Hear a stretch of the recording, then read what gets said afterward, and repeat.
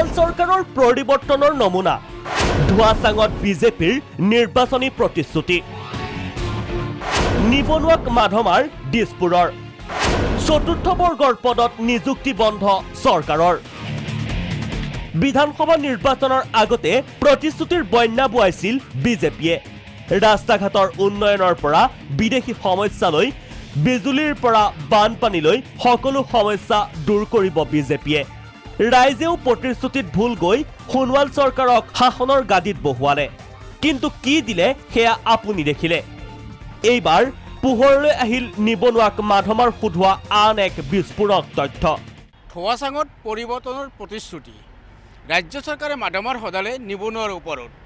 বিত্তীয় নাটনিক দহাই দি এইবাৰ চতুৰ্থ শ্ৰেণীৰ কৰ্মচাৰী নিযুক্তি বন্ধ কৰিলে সোণোৱাল চৰকাৰে হয় চাওক এই পত্ৰখন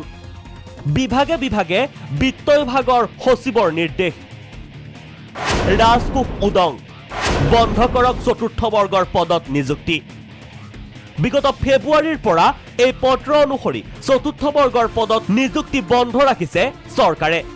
ইয়াৰ বিপৰীতে প্ৰয়োজনীয় কৰ্মচাৰী নিয়োগ কৰাৰ বাবে প্ৰাইভেট এজেন্সিক বৰপিৰা পাৰি দিলে সোণোৱাল চৰকাৰে কিয় এই সিদ্ধান্ত সোণোৱাল চৰকাৰৰ কিয় নিবনুৱাক মাধমাৰ দিছপুৰৰ সঁচাকৈ প্ৰাইভেট এজেন্সিৰ হাতত বন্দী নেকি চৰকাৰ কাৰ নিৰ্দেশত দিছপুৰৰ এই হঠকাৰী সিদ্ধান্ত ইয়াকে লৈ এতিয়া ক্ষোভৰ জুই জ্বলিছে নিবনুৱা যুৱক যুৱতীৰ মাজত ভিডিঅ জাৰ্নেলিষ্ট ৰিপুলৰ সহযোগত ৰমেন কলিতাৰ ৰিপৰ্ট প্ৰাগ নিউজ।